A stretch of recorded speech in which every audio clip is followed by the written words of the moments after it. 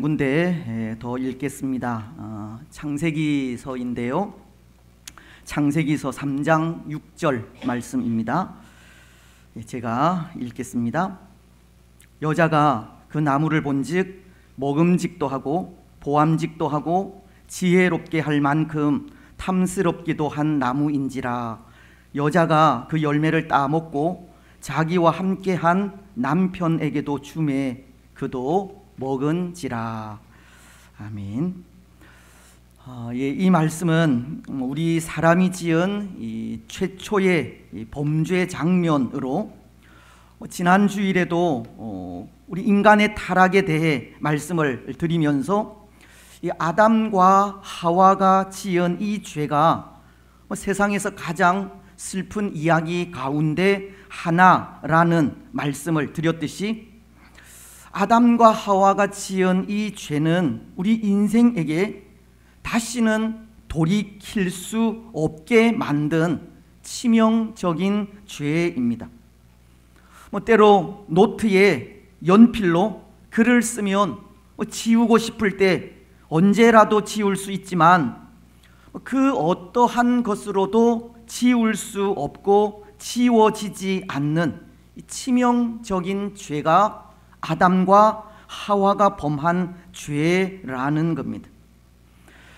여러분, 이 죄라는 것은 그런 것입니다.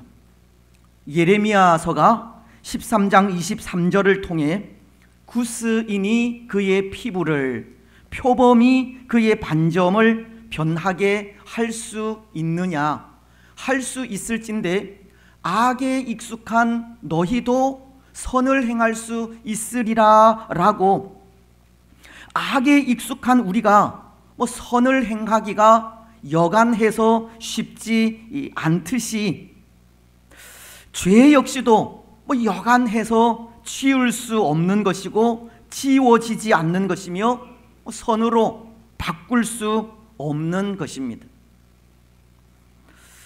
옛날 옛적에 있었던 이야기를 하나 하려고 하는데요. 옛날 어느 한 곳에 홀 어머니가 행실이 좋지 못한 아들과 함께 살고 있었다고 합니다. 이 아들은 그 나쁜 행실로 인해 늘 어머니의 마음에 근심과 걱정을 끼치게 되었는데요. 어머니는 이 아들을 볼 때마다 항상 그 나쁜 행실을 버리고 새 사람이 되기를 다일렀습니다. 하지만 한번 잘못된 길로 들어선 아들은 쉽게 그 길에서 빠져나올 수가 없었고, 그래서 아들의 그 나쁜 행실을 보다 못한 어머니가 한 번은 아들에게 이런 제안을 합니다.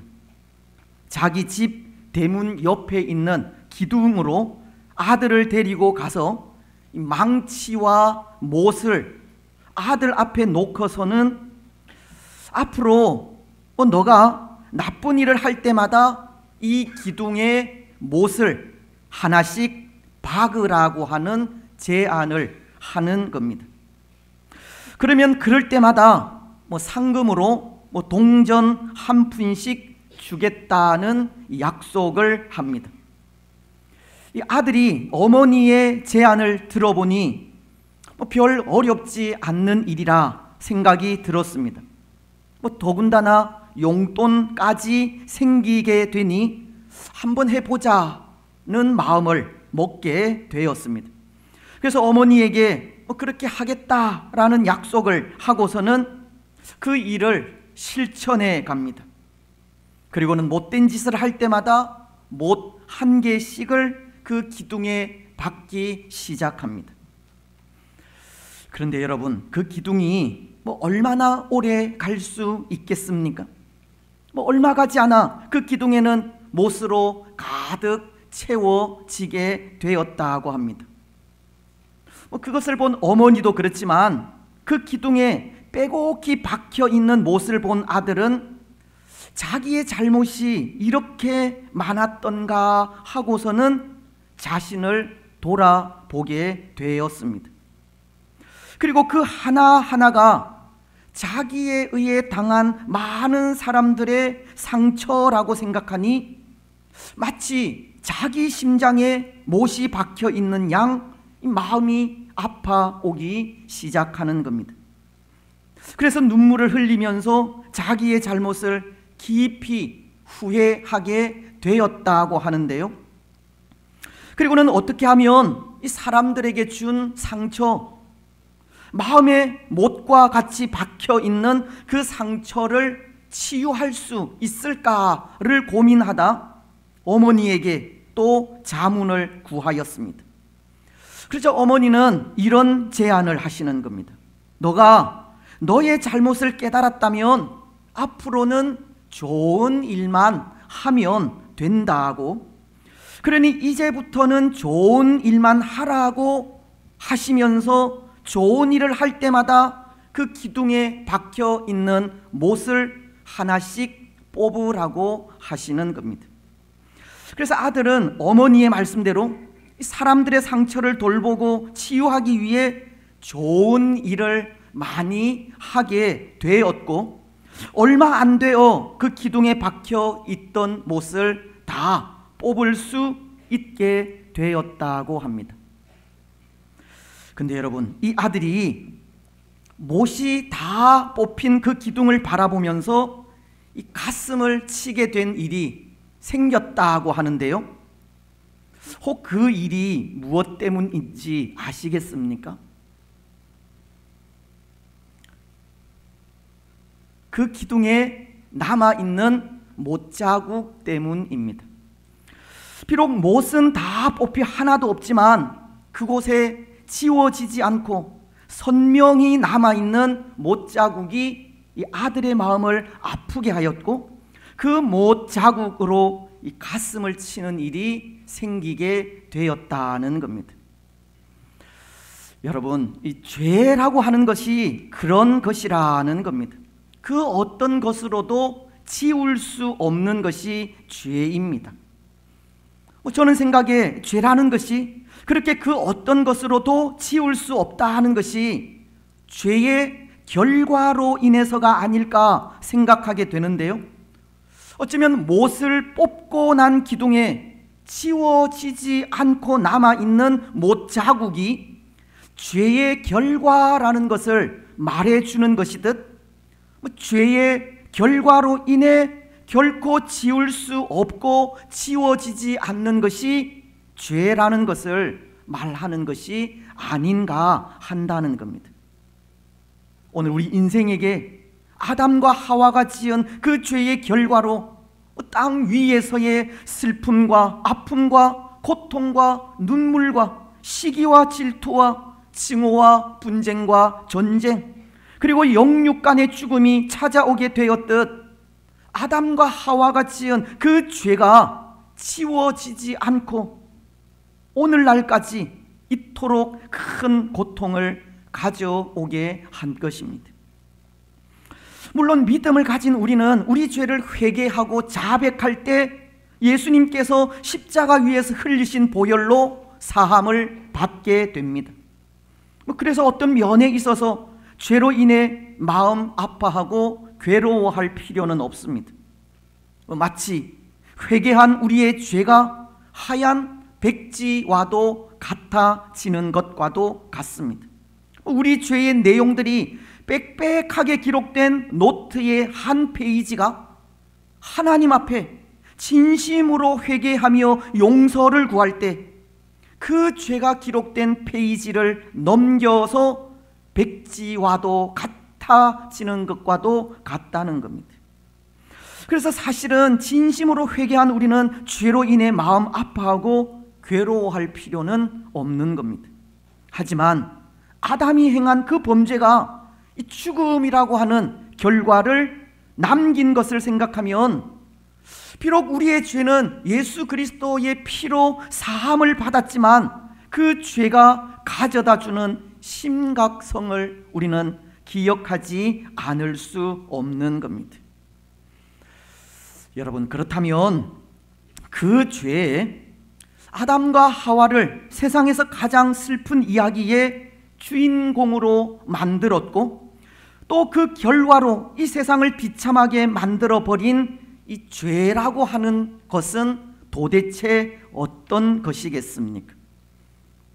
때로 죄가 무엇인지 똑바로 알아야 죄에 대해 사전에 방어도 할 수 있지 않겠습니까? 죄라는 것이 어떠한 것인지 알아야 그래도 어느 정도 그 죄와 싸워갈 수 있다는 겁니다.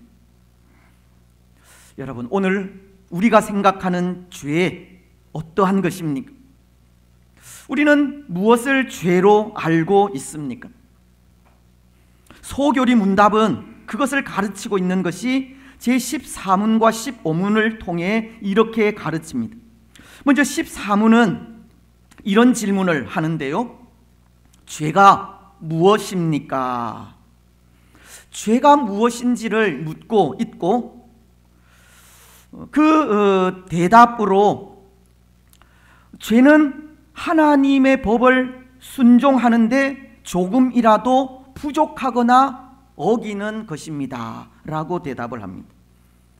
죄라고 하는 것은 하나님의 법을 부족하게 지킨다든지 조금이라도 어기는 것을 말하는 것으로 말씀에 전적으로 순종하지 않는 것이 죄라고 합니다. 하나님의 말씀을 지키는 일에 조금이라도 부족한 것이 있다면 그것이 다 죄라는 겁니다.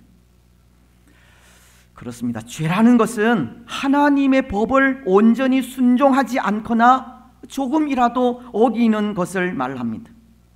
죄는 하나님의 법을 거스르는 것으로 곧 하나님의 말씀과 연관이 있다는 겁니다.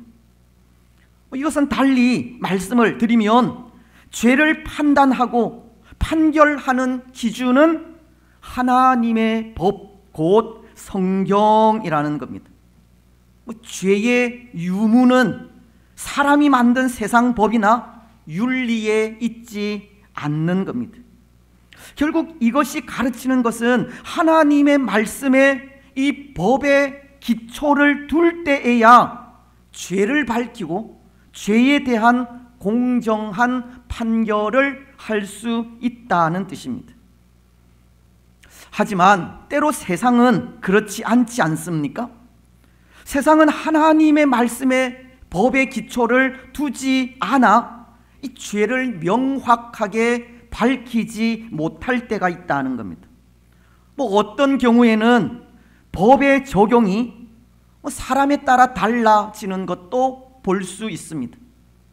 법의 적용이 사람에 따라 다르다는 것은 동일한 죄를 지었음에도 그것이 어떤 경우에는 유죄로 판결을 받는 경우가 있는 반면 또 어떤 경우에는 무죄로 판결받는 경우가 있는 겁니다. 굳이 구체적인 사례는 들지 않는다 하더라도 무전유죄, 유전무죄라는 말과도 같은 겁니다. 재물이나 권력이 있으면 무죄가 되기도 하고 그런 것이 없으면 유죄가 되기도 하는 것이 현실입니다. 때로 세상은 사람이 정한 법 기준으로 죄다 아니다를 판단하는 경우가 있다는 겁니다. 하나님의 말씀에 이 법의 기초를 두지 않으면 죄를 밝히지도 못할 뿐더러 죄에 대한 공정한 판결을 할 수가 없는 겁니다. 여러분, 사실 오늘 이 시대가 얼마나 혼돈 가운데 있습니까? 우리 장로님 기도하셨지만 저는 오늘 이 시대가 이전 사사시대와도 똑같다는 생각을 합니다. 사사시대에 한 특징이 있지 않습니까? 사사기서 21장 25절은 그 특징에 대해 이렇게 말씀합니다. 그때에 왕이 없으므로 사람이 각기 자기의 소견에 옳은 대로 행하였더라. 오늘 바로 이 시대가 자기 생각에 옳은 대로 행하는 시대입니다. 그래서 죄라고 하는 것도 각자 사람이 가진 가치 기준에 따라서 달라지기도 하는 겁니다. 때로는 이 죄라는 것이 힘이 있고 권력을 가진 자들의 성향에 따라서 결정이 되기도 하는 겁니다. 오늘날은 죄에 대한 올바른 기준이 없는 시대이고 또 죄에 대한 기준을 무시하는 시대인 것입니다. 정말 코에 걸면 코걸이, 귀에 걸면 귀걸이라는 식으로 이 죄에 대한 명확한 기준이 없습니다. 그래서 이 죄라고 하는 것은 하나님의 법과 연결을 지어야 하는 겁니다. 하나님의 말씀이 죄를 판단하는 기준이 되어야 한다는 겁니다. 시편 19편은 하나님의 법에 대해 말씀하시기를 7절로 8절을 통해 이렇게 말씀하십니다. 여호와의 율법은 완전하여 영혼을 소성시키며 여호와의 증거는 확실하여 우둔한 자를 지혜롭게 하며 여호와의 교훈은 정직하여 마음을 기쁘게 하고 여호와의 계명은 순결하여 눈을 밝게 하시도다. 완전하고 확실하며 정직하고 순결한 하나님의 법만이 죄를 판단하는 기준이 됨을 말씀하고 있습니다. 여러분, 그래서 하나님의 법, 즉 오늘 우리가 가지고 있는 이 성경 66권을 우리는 이 캐논이라 이 정경이라고 하는데요, 그것은 문자적으로 고든 막대기나 장대를 의미합니다. 석공과 목수들이 사용하는 올곧은 자와도 같다는 겁니다. 한치의 오차도 허용되지 않는 똑바른 자를 의미하는 겁니다. 1.1획이라도 틀림이 없는 것이 하나님의 법, 곧 성경이라는 겁니다. 그러니 당연히 성경이 죄를 가늠하는 기준이 될 수밖에 없습니다. 성경이 죄라고 밝히면 그것은 분명 죄인 것이고, 성경이 죄가 아니라고 밝히면 그것은 죄가 아닌 겁니다. 그래서 그것을 오늘 우리가 읽은 본문 요한 1서 3장 4절은 이렇게 표현하고 있었던 겁니다. 죄를 짓는 자마다 불법을 행하나니 죄는 불법이라. 말씀은 법을 지키지 않는 불법이 죄라고 하면서 그 죄를 하나님의 법과 연관시켜 하나님의 법을 지키지 않을 때 그것이 죄라고 하고 있는 겁니다. 그렇습니다. 그래서 그 죄에 대해 소교리 문답이 구체적으로 가르치는 것이 두 부분인데요, 먼저 그 죄라는 것은 하나님의 법에 순종하되 완전히 순종하지 않는 것임을 말씀하십니다. 이것은 이렇게 생각을 하면 좋을 것 같습니다. 어떤 목표물이 있는데 그 물을 벗어나는 것이 죄라고 하는 겁니다. 정해진 목표물에 화살을 쏘지만 그 화살이 이르지 못하는 것이 죄라고 하는 겁니다. 때로 사람들이 활을 쏠 때, 여러분 활을 쏴 보셨는지 모르겠지만, 근데 활이나 총을 쏠 때에는 어떤 그 목표물을 정하고 그곳을 향해 쏘지 않습니까? 성경적으로 이 죄라고 하는 것도 그렇게 목표물을 정해 놓고 활을 쏘지만 그 목표물에 도달하지 못하는 것을 죄라 한다는 겁니다. 그래서 헬라어로 이 죄라는 단어를 하마르티아라고 하는데요, 목표물을 맞추지 못하고 그 목표물에서 벗어나는 것을 말하는 단어입니다. 하나님의 말씀이 가르친 하나님의 말씀이라고 하는 그 목표물에서 벗어나는 것이 다 죄라는 겁니다. 하나님의 말씀을 지키지 않는 것이 다 죄라는 것인데요, 그러니 그런 의미에서 죄가 하나님의 말씀이라고 하는 목표물을 명중시키지 못하고 난다는 것은 완전한 순종이 없다는 말이 되는 것이고, 그렇게 완전한 순종, 하나님의 법을 완전하게 순종하는 것이 아니라 순종하되 조금이라도 부족하면 그것에 대해 다 죄라고 말씀하고 있는 겁니다. 그렇습니다. 사랑하는 여러분, 죄는 하나님의 법에 순종하되 조금이라도 미치지 못하면, 부족하면 그것이 죄가 됩니다. 하나님은 하나님의 법에 순종하기를 원하십니다. 완전한 순종을 원하신다는 겁니다. 그래서 오늘 우리는 순종의 삶을 살되 전적으로 순종해야 합니다. 말씀에서 조금이라도 벗어나는 삶을 살아서는 안 된다는 겁니다. 끝까지 변함 없이 말씀이 요구하는 삶을 살아야 하는 겁니다. 선지자인 사무엘은 사울 왕에 대해 이런 충고를 하지 않았습니까? 사무엘상 15장 22절로 23절을 통해서인데요, 사무엘이 이르되 여호와께서 번제와 다른 제사를 그의 목소리를 청종하는 것을 좋아하심 같이 좋아하시겠나이까?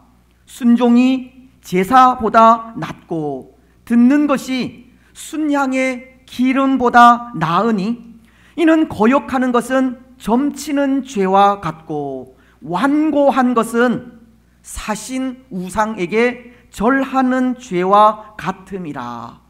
왕이 여호와의 말씀을 버렸으므로 여호와께서도 왕을 버려 왕이 되지 못하게 하셨나이다 하니. 사무엘이 사울에게 한 충고는 여호와의 말씀을 버렸다는 겁니다.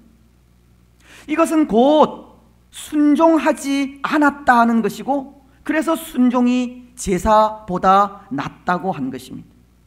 사울 왕은 여호와의 말씀을 끝까지 변함없이 순종하지 못하므로 그가 살아온 지금까지의 생이 다 물거품이 되고 만 것입니다. 모르겠습니다. 어쩌면 오늘 우리도 이런 물거품의 삶을 살고 있는 것은 아닐까 합니다. 왜냐하면 오늘 우리도 끝까지 순종하지 못하는 모습들이 너무나도 많기 때문입니다. 도중에 포기하는 것이 너무나도 많다는 겁니다. 기도의 삶, 말씀의 삶, 또 직분자의 삶, 변함없이 지켜가기를 다짐하고 소망하지만 그 처음 모습과 지금의 모습을 비교해보면 참 많은 차이가 납니다. 끝까지 순종하는 삶을 살지 못하고 있다는 겁니다. 오늘 우리에게서도 완전한 순종이 사라진 것입니다. 그렇다면 지금까지 우리가 살아온 삶, 쌓아 올린 그 모든 업적도 마치 사울 왕과도 같이 물거품이 될 수 있지 않겠습니까? 우리의 순종이 완전하지 않다면 그렇게 되는 겁니다. 여러분, 오늘 우리의 삶이 물거품 되는 삶이 아니었으면 좋겠습니다. 지금까지 살아온 믿음의 삶 아무 소용없이 만들지 마십시오. 한순간에 모든 것을 잃어버리는 우를 범하지 마시기 바랍니다. 끝까지 순종의 삶을 살아가시고 변함없이 하나님의 말씀을 지키며 나아가시기 바랍니다. 변함없는 기도의 삶, 변함없는 말씀의 삶 살아가시고 성도로서 또 직분자로서 끝까지 충성하시기 바랍니다. 이제 또 하나, 소교리 문답이 가르치는 죄는 하나님의 법을 어기는 것임을 가르치고 있습니다. 하나님의 법을 어기는 것이라고 하면 그것은 불완전한 순종보다 한 단계 더 나아가는 행위를 말하는 것인데요, 불완전한 순종은 부족하기는 하지만 그래도 순종의 모습이 있다면 하나님의 법을 어긴다는 것은 아예 순종도 없다는 것을 말하는 것이기 때문입니다.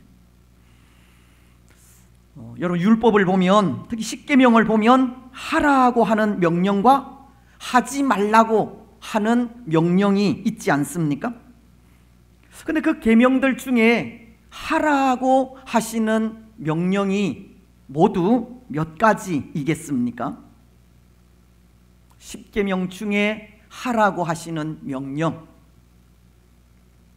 몇 가지게요? 두 가지입니다. 제4계명과 제5계명입니다. 제4계명은 안식일을 기억하여 거룩히 지키라 하는 것이고, 제5계명은 내 부모를 공경하라는 계명입니다. 하지만 이 외에 다른 8가지 계명은 다 하지 말라고 하는 계명뿐입니다. 너는 나 외에는 다른 신들을 내게 있게 말지니라. 우상을 만들지 말고 절하지 말며 섬기지 말라. 여호와의 이름을 망령되이 일컫지 말라. 그리고 살인, 간음, 도적질, 거짓 증거, 이웃의 집을 탐내지 말라. 다 하지 말라고 하시는 계명밖에 없습니다. 근데 여기 하라고 하는 계명과 하지 말라고 하는 계명을 듣지 않고 어기는 것이 죄라는 겁니다. 그래서 아담과 하와도 보면 그들도 끝까지 말씀에 순종하지 못해 지은 죄도 있지만, 또 적극적으로 선악과를 따먹지 말라는 하나님의 명령을 어기는 죄도 범하게 된 것입니다. 그래서 소교리 문답 15문은 아담과 하와의 그 죄를 지적하고 있는 것인데요, 이렇게 묻고 있기 때문입니다. 우리 시조가 창조함을 받았던 상태에서 타락하게 된 죄가 무엇입니까? 아담과 하와가 타락하게 된 죄가 무엇이냐를 묻고 있는 것이고, 그에 대한 대답은 이렇습니다. 금지된 열매를 먹은 것입니다. 하지 말라는 것, 금하신 것을 적극적으로 행했다고 하는 겁니다. 여러분, 오늘 우리도 그럴 수 있다 생각하는데요, 하라는 명령과 하지 말라고 하신 명령을 어길 때가 있다는 겁니다. 어떠한 것들이겠습니까? 쉬운 예로 데살로니가전서 5장 16절로 18절 말씀입니다. 말씀은 우리에게 항상 기뻐하라, 쉬지 말고 기도하라, 범사에 감사하라고 하시지 않습니까? 하지만 우리는 항상 기뻐하지 않습니다. 때로 기도하는 일을 쉬기도 합니다. 모든 상황 속에 감사하는 일을 어려워합니다. 그렇지 않습니까? 또한 요한복음 13장 34절은 새 계명을 너희에게 주노니 서로 사랑하라. 내가 너희를 사랑한 것 같이 너희도 서로 사랑하라. 말씀은 우리에게 서로 사랑하라고 하십니다.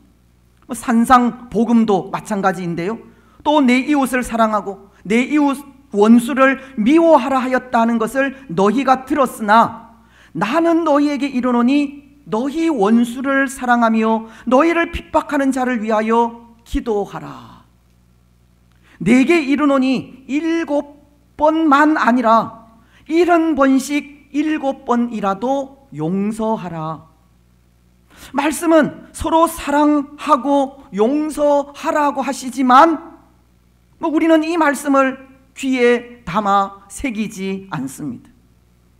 서로 사랑하라는 말씀을 실천하지 않기도 하고 용서하라는 말씀을 뒤로 미루기도 한다는 겁니다. 오늘 우리도 하나님의 말씀을 어기는 죄를 범하고 있는 겁니다. 하라는 것을 하지 않고 있고 하지 말라 하는 것을 하고 있습니다. 어쩌면 이런 것들을 적극적으로 하고 있을지도 모릅니다. 여러분, 하지 말라 하는 명령이 오늘 우리에게도 주어져 있습니다. 그래서 하라는 명령을 어기고 하지 않으면 죄가 되는 것이고, 하지 말라 하는 명령을 어기고 하면 죄가 되는 겁니다.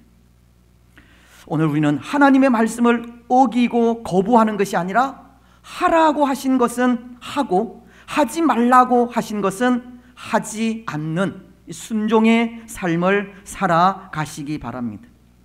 신명기서 4장 2절은 이렇게 말씀하십니다. 내가 너희에게 명하는 말을 너희는 가감하지 말고 내가 너희에게 내리는 너희 하나님 여호와의 명령을 지키라. 신명기서는 하나님이 명하시는 말씀에 가감하지 말고 그대로 지켜 행하라고 하십니다. 오늘 우리는 말씀하신 그대로 그 말씀을 그대로 지켜 행하시기를 바랍니다.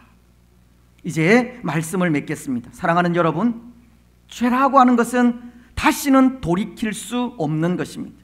죄라는 것에는 반드시 그 결과가 따르기 때문입니다. 비록 죄가 남긴 못자국을 예수님께서 십자가 위에서 남기신 못자국으로 사유하시기는 하였지만 죄에는 반드시 결과가 따릅니다. 하나님의 말씀에 온전히 순종하지 않고 하라고 하신 것과 하지 말라고 하신 것을 어기게 될 때 지금까지 쌓아 올린 우리의 모든 업적이 정말 하룻밤 사이에 물거품이 될 수 있는 겁니다. 여러분, 오늘 우리는 이것을 기억하면서 하나님의 말씀에 순종하시되 끝까지 변함없이 순종하시기 바랍니다. 성경이 하라는 것 하시고 하지 말라는 것 하지 마시기 바랍니다. 그래서 그 삶을 통해 다시는 돌이킬 수 없는 고통 가운데 거하지 않는, 영원토록 하나님의 복 가운데 거하는 복된 성도들이 되시기를 주님의 이름으로